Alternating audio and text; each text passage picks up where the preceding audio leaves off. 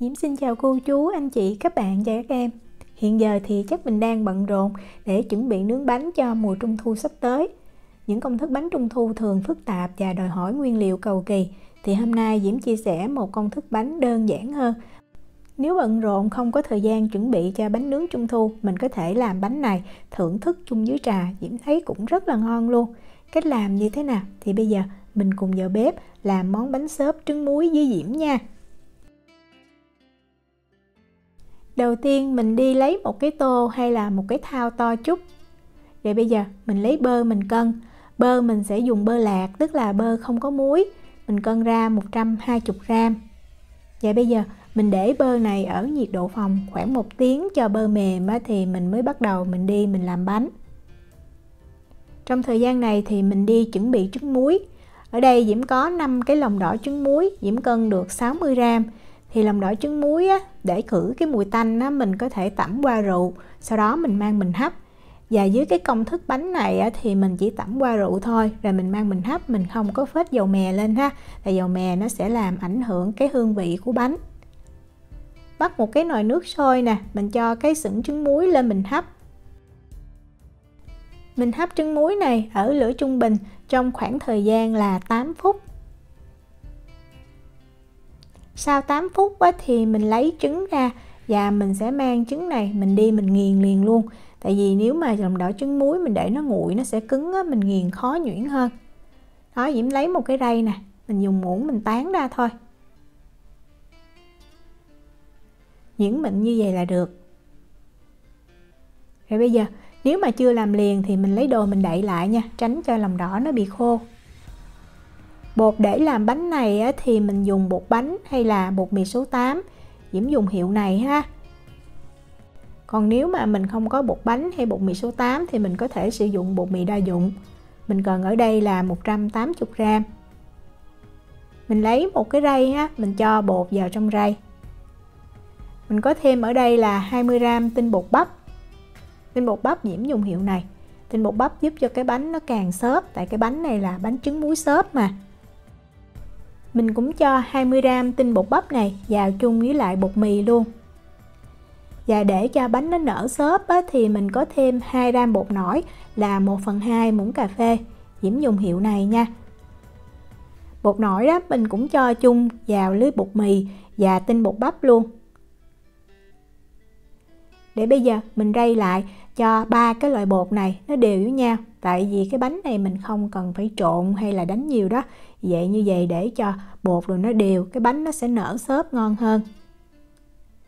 Bơ sau khi Diễm để ở nhiệt độ phòng khoảng được hơn 1 tiếng nè, mình thấy nó đã mềm như vậy. Thì bây giờ mình cho vào 30g đường cát. Mình dùng đường cát trắng nha. Như vậy thì cái bánh nó sẽ có cái độ giòn và nó xốp hơn. Bật máy lên mình để tốc độ trung bình. Máy Diễm có 5 số thì Diễm sẽ để số 3. Và bây giờ mình đánh cho cái bơ này với đường nó hòa với nhau và nó bong nó xốp lên. Thời gian thì khoảng chừng 1 phút nha. Mình không cần đánh cho đường tan đâu. Quan trọng là mình thấy bơ nó chuyển sang cái màu vàng thật là nhạt như vậy. Cái này thì rất là dễ ha. Nếu mà mình không có cái máy đánh trứng mình có thể dùng cái phối lòng mình đánh cũng được. Nhưng mà có máy đánh trứng thì mình đánh nó tiện, nó khỏe hơn.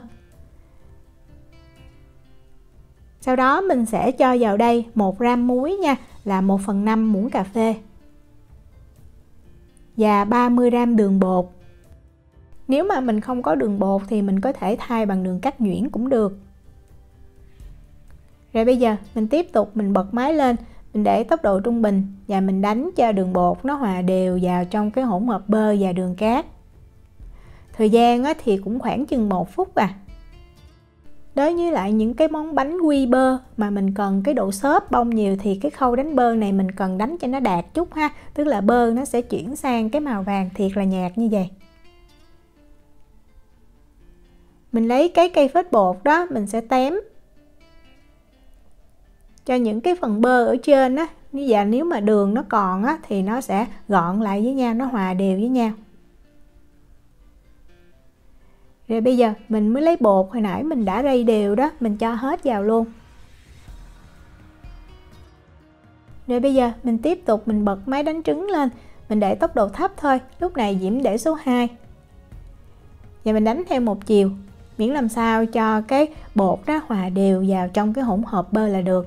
Thời gian thì khoảng chừng 45 giây, mình đừng có đánh lâu ha. Tại lúc này nếu mà mình đánh lâu sẽ làm giảm đi cái độ xốp của cái bánh. Mình cũng dùng cái cây phết bột đó, mình tém cái phần bột khô ở trên.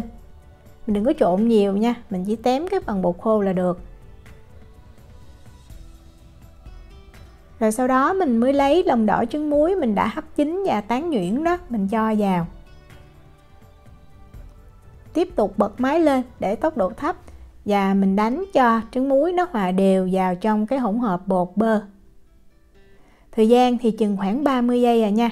Lúc này mình đánh có thể nó hơi văng ra ngoài tí xíu. Quan trọng mình thấy trứng muối nó đều vào và cái bột nó tơi ra như vậy. Lưu ý là không có đánh lâu ha. Đó, như vậy thì Diễm thấy được nè.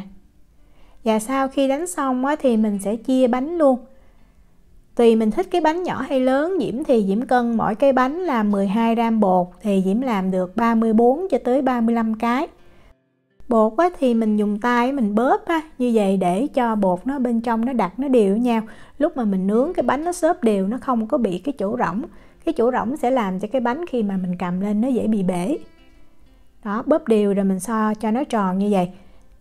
Mình có thể ấn dẹp và mình mang đi nướng. Nếu mà mình có cái khuôn như Diễm nè, cái khuôn hoa thì mình ấn vào trong cái khuôn hoa này mình tạo hình thì nó sẽ đẹp hơn chút. Cái khuôn hoa này thì cái đường kính của nó là 3 cm. Với cái khuôn này á, thì cái lượng bột từ 12 cho tới 15 gram á, thì em thấy nó vừa. Đó, mình cho vào rồi mình ấn cho nó đều ra. Mình lót cái màng bọc thực phẩm bên dưới để cái bánh nó không có bị dính nha. Nhấc lên, từ từ mình dùng ngón tay nè, mình đẩy nhẹ ra. Vậy là xong. Cái bánh nhỏ nhỏ nhìn rất là dễ thương. Cái bánh này Diễm nghĩ nếu mà mình làm trong dịp Tết đó cũng hợp lắm. Tại vì nó giống như là hình cái bông hoa mai vậy đó. Cái này là Diễm làm được 34 cái nè. Và để cho bánh nhìn đẹp hơn á, thì mình sẽ phết tí xíu lòng đỏ lên trên bánh. Diễm có một cái lòng đỏ trứng gà. Và để cho cái lòng đỏ trứng gà nó loãng hơn chút á, thì mình cho thêm 1/2 muỗng cà phê sữa tươi. Cái này là sữa tươi không đường ha. Rồi mình khuấy cho lòng đỏ trứng gà và sữa nó hòa đều với nhau. Mình mang mình phết bánh liền luôn. Và khi phết bánh á, mình sẽ chấm cái cọ tí xíu. Mình đừng có phết cái lòng đỏ trứng nhiều quá thì làm giảm đi cái độ giòn của bánh. Đó, mình phết một lớp lên như vậy, đều hết cái mặt bánh luôn. Cái bánh này khi mà mình nướng nó sẽ nở đó. Dù mình phết đều ra như vậy nhưng mà chút xíu cái lòng đỏ nó cũng thu lại như cái nhụy hoa vậy đó. Diễm có cái chén nước và ở đây là mè Diễm đã rang vàng. Thì để cho rắc mè lên dễ dàng á, mình nhúng cái ngón tay mình vào nước, sau đó mình chấm vào mè và mình ịnh lên trên mặt bánh. Như vậy thì nó sẽ đẹp hơn và nó dễ. Còn nếu mà mình rắc á, nó dễ bị rắc ra ngoài và nó không đều nữa. Đó, như vậy rất là nhanh. Và mình đi làm nóng cái lò nướng trước nha. Khi mà lò nướng nóng đủ rồi á, thì mình mới cho bánh vào mình nướng. Diễm để bánh ở rãnh giữa của lò nè. Và mình nướng ở nhiệt độ là 180 độ C, 356 độ F trong khoảng thời gian từ 12 cho tới 15 phút. Với cái trọng lượng bánh như vậy, mình cũng có thể nướng ở nhiệt độ 160 độ C, nhưng mà Diễm thấy mình nên bật quạt ha, như vậy thì cái bánh nó mới chín đều hơn. Đây là bánh mà Diễm nướng được 14 phút nè. Cái bánh khi mà mình vừa lấy ra thì nó rất là mềm. Vì vậy Diễm lưu ý là mình cứ để yên như vậy ha, đừng có di chuyển bánh. Và mình thấy cái màu nó cũng nhạt nữa. Nhưng mà khi cái bánh nó nguội rồi thì nó sẽ co lại và cái màu nó đậm, nó vàng, nó đẹp hơn. Đây là bánh mà Diễm đã để nguội được 2 tiếng ha. Lúc mà mình lấy bánh ra có thể nó hơi dính cái tờ giấy nướng bánh tí xíu, nhưng mà không có sao hết. Vậy là mình đã làm xong món bánh xốp trứng muối rồi. Rất là nhanh, đơn giản và dễ làm. Bánh này khi nguội thì mình cho vào trong hộp hoặc mình đậy kín lại. Diễm thấy để 1-2 ngày ăn nó lại càng ngon hơn. Lúc mà mình cầm cái bánh mình có cảm nhận là cái bánh này nó mềm, nó ẩm. Nhưng mà khi mình ăn mình mới thấy nó giòn và nó tan ở trong miệng. Mình bẻ đôi mình sẽ thấy bánh rất là xốp. Vì vậy có tên là bánh xốp trứng muối. Diễm chúc cô chú, anh chị, các bạn và các em làm được bánh thiệt là ngon. Nếu mà có thắc mắc gì thì cứ để lại lời nhắn hoặc là gửi tin nhắn cho Diễm. Diễm cảm ơn sự quan tâm theo dõi video rất là nhiều. Hẹn gặp lại trong những video tiếp theo. Chào tạm biệt.